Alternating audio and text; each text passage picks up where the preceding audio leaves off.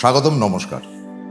চেনা চিত্র অজানা গল্প, একটা ব্যাপার অনেকদিন ধরে আমার মাথায় ঘুরছিল যে এই যারা চিকিৎসক, তারা তো আমাদের সেবা শুশ্রূষা করেন, সেটা পেশার খাতিরে হোক বা অপেশাদার, যে কোনোভাবেই হোক না কেন, কারণ তাদের কাছে আমাদের যেতেই হয়। শরীর স্বাস্থ্য প্রত্যেকের কখনো কখনো খারাপ হবেই, এবং আমাদের মনুষ্য জীবনের বাস্তব সত্যটা হচ্ছে গিয়ে মৃত্যু, যেটার জন্য জ্যোতিষের দরকার হয়, হবেই। তো তা সত্ত্বেও যতদিন বেঁচে থাকে একটা মানুষ বা পশু পাখি যাই হোক না কেন, তারা সুস্থ থাকার চেষ্টা করে। পশু পাখিরা নিজেদের চেষ্টায়। আমরা যাই চিকিৎসকের কাছে।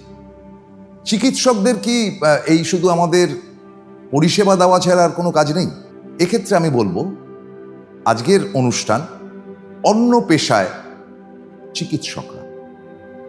দেখুন, প্রথমেই যে ভদ্রলোকের নাম আমার মনে পড়ছে, তিনি হচ্ছেন ডক্টর বিধানচন্দ্র রায়, আমাদের দ্বিতীয় মুখ্যমন্ত্রী।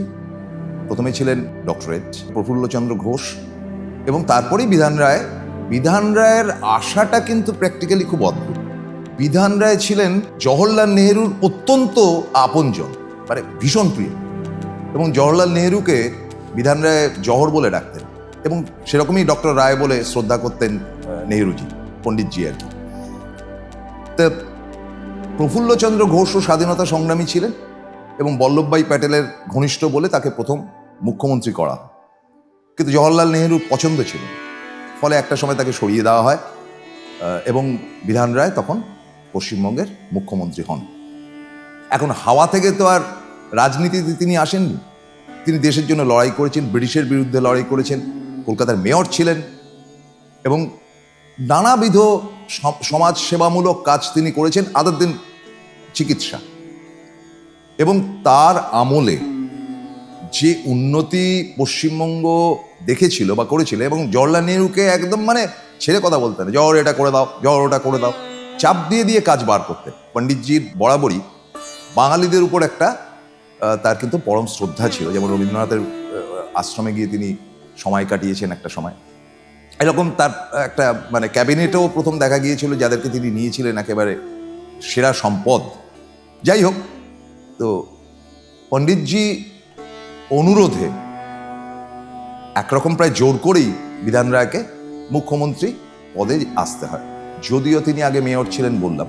তো তার এই পেশার সঙ্গে সঙ্গে তাকে রাজনীতিটাও করতে হয়েছে। তাকে ভোটে জিততে হয়েছে 52 সালে, 57 সালে, 62 সালে তো তিনি চলেই গেলেন, তার মানে যেদিনকে জন্মেছিলেন সেদিনকে। তো সেই জওহরলাল নেহরুর চিকিৎসাটা কিন্তু সিরিয়াসলি করেছিল, এবং তার দুটোই বিলিতি ডিগ্রি ছিল, এফআরসিএস এমআরসিপি। একটা হচ্ছে কি মেডিসিন, আর একটা হচ্ছে গিয়ে সার্জারি।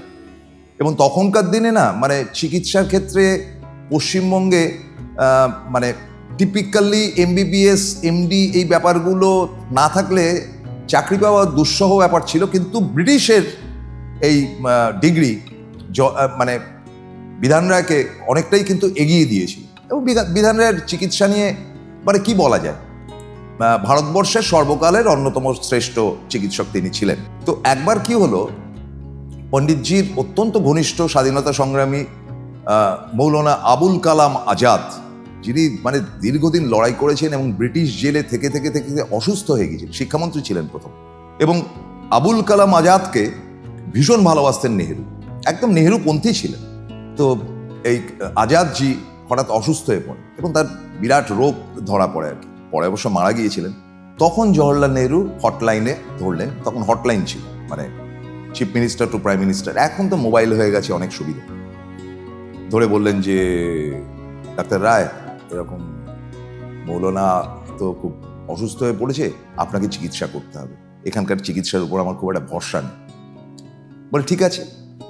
প্রথম যে গেলেন ডক্টর বিধান রায় মৌলানা আবুল কালাম আজাদকে দেখতে, তখন ফ্লাইটের টিকিট পাননি, তাকে যেতে হয়েছিল কালকা মেলে।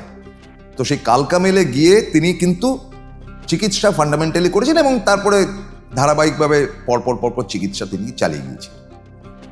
বিধান রায়ের চিকিৎসার তুলনা ছিল না, রাজনীতিরও তুলনা ছিল না। কি করে ভোটে জিতে আসতে হয়, কিভাবে মোহাম্মদ ইলিয়াসকে হারাতে হয়, ইসমাইলকে হারাতে হয়, সেটা তিনি দেখিয়ে দিয়েছিলেন একেবারে তার ভোটযুদ্ধে। এবং ভোটযুদ্ধে তিনি গোপাল পাঠাকে ফিল্ডে নামিয়ে শেষ মুহূর্তে জিতে বেরিয়ে এসেছিলেন, নইলে হেরে যেতেন সেবার বউবাজার কেন্দ্র থেকে। যাই হোক, সেটা তো অন্য গল্প। রাজনীতির সঙ্গে রাজনীতিটা তার অন্য পেশার মধ্যে কেন, ওটাই মেন পেশা হয়ে গিয়েছিল একটা সময়।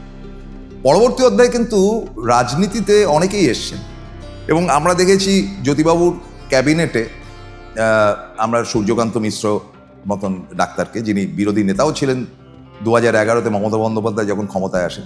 ডক্টর মিশ্রর সঙ্গে আমার আলাপ হয়েছিল এই চিকিৎসা জগতের ব্যাপারেই। কয়েকটা প্রশ্ন করেছিলেন। দেখলাম যে তিনি চিকিৎসাটা করছেন তার গ্রামে গঞ্জে, কিন্তু ফ্রি অফ কস্ট, পয়সা নিতেন না। কিন্তু তিনি হোল টাইমার ছিলেন সিপিএমের এবং তিনি সর্বক্ষণই তার পার্টি নিয়েই ব্যস্ত ছিলেন। তিনি যে মন্ত্রী হয়েছিলেন সেটাও কিন্তু স্বাস্থ্য দপ্তরের পরে হয়েছিলেন, প্রাথমিকভাবে পঞ্চায়েত দপ্তরের ছিলেন। এরকম আরও অনেকেই এই বাম পার্টিতে ডাক্তার ছিলেন। আমরা দেখেছি এই যে বর্তমানে তৃণমূল সরকারের এখন মন্ত্রিসভার মধ্যে ডক্টর শশী পাজা আছেন, মহিলা এবং শিশু স্পেশালিস্ট। গাইনোকোলজিস্ট রয়েছেন মন্ত্রিসভায় না থাকলেও এমপি কাকলি ঘোষ দস্তিদার। আমরা দেখেছি ডক্টর মানস ভূঁইয়া, তিনি তো মানে এরা কেউ চিকিৎসার ব্যাপারে যতটা পটু, যদিও কাকলিদি এবং শশী পাজা এখনও চিকিৎসা করেন নিয়মিতভাবে। তা মানসদা আমার খুব ফেভারিট। মানসদাকে আমি বলেছিলাম যে চিকিৎসাকে ছেড়ে দিলেন, বলে আরে না রে বাবা, এই বিধানসভায় তো যে যখন অসুস্থ হয় আমার কাছেই আসে, এমন যাক ওটাকে ধরে রাখবেন। তো এরা সব পলিটিক্সে আসলেও এদের কিন্তু ব্যাকগ্রাউন্ডটা অত্যন্ত স্ট্রং ছিল। তারপর নির্মল মাঝি আমার অত্যন্ত ঘনিষ্ঠ, তিনি একটা মেডিকেলের দায়িত্বে রয়েছেন। নির্মল কিন্তু খুব ব্রিলিয়েন্ট ছেলে ছিল, মানে ইয়েতে ক্যালকাটা মেডিকেল কলেজের একদম মানে স্টার মার্ক পাওয়া কিন্তু ছেলে নির্মল মাঝি ছিল। ধরুন আমাদের চলচ্চিত্র জগতেও কিন্তু বহু ডাক্তাররা এসেছিলেন। প্রথমেই ডাক্তার না হয়েও হোমিওপ্যাথি চিকিৎসা করতেন। ওই স্টুডিওর সমস্ত গরিব গুরব যারা টেকনিশিয়ান ছিলেন, তিনি হচ্ছেন অশোক কুমার। হোমিওপ্যাথি চিকিৎসাটা তিনি দারুণ ভালো করতে পারতেন এবং অনেকেই বলেন যে সেরা হোমিওপ্যাথি ডাক্তারদের থেকেও ভালো ডাক্তার ছিলেন কিন্তু অশোক কুমার, যদিও তার ডাক্তারি কোনো ডিগ্রি ছিল না, কিন্তু চিকিৎসাটা কিন্তু তিনি শেষ দিন অবধি করেছেন এবং তিনি নিজেই কিন্তু পুড়িয়ে টুড়িয়ে বানিয়ে দিতেন। আমরা সিনেমা জগতে দেখেছি শুভেন্দু চট্টোপাধ্যায় ডাক্তারি পাশ করে কেন তিনি এই পেশায় আসলেন। তিনি জানিয়েছেন তিনি কমিউনিস্ট পার্টির সদস্য ছিলেন এবং বামপন্থী রাজনীতি করেছেন, থিয়েটার করেছেন, গ্রুপ থিয়েটার।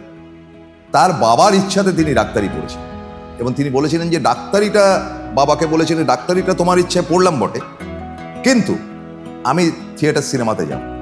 তো শুভেন্দুদাকেও আমি জিজ্ঞেস করেছিলাম যে একদম চিকিৎসাটা করেন না, বলে এখনই তোমার করছি। কে বললো করি না? স্টুডিওতে কে করে?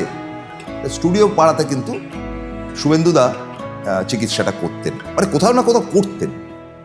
আমি দেখেছি যে চিকিৎসার অনেকটাই জানতেন পিকে ব্যানার্জি, যদিও চিকিৎসক তিনি ছিলেন না। কখন কি করতে হবে, কোন ওষুধটা দিতে হবে, এগুলো কিন্তু তিনি খুব ভালো বুঝতেন।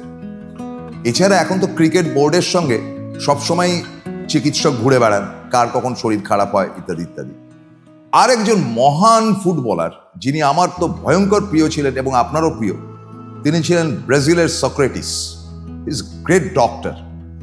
সক্রেটিসের মতন চিকিৎসক, সক্রেটিসের মতন মিডফিল্ডার খুব কমই এসছেন চিকিৎসা জগতে। তিনি ব্রাজিলের সেরা চিকিৎসকদের মধ্যে একজন ছিলেন, কিন্তু ওই ফুটবলের নেশা, ফুটবল খেলে বেড়াতেন এদিক থেকে ওদিকে এবং ইউরোপিয়ান ক্লাব কাপেও খেলেছেন, কিন্তু যখন যেখানে গেছেন চিকিৎসাটা কিন্তু করেছেন। And he was a fantastic doctor, এটা কিন্তু আমি বলতে বাধ্য হচ্ছি। ফলে অনেকেই বলেন যে চিকিৎসা জগতে যারা থাকেন তারা বোধহয় খুব বেরসিক হন। একেবারেই না, তারা কিন্তু যথেষ্ট রসিক এবং তাদেরও কিন্তু অন্য ভূমিকা আমরা এই ফিল্ডে দেখেছি। আজকে এই অবধি, ধন্যবাদ।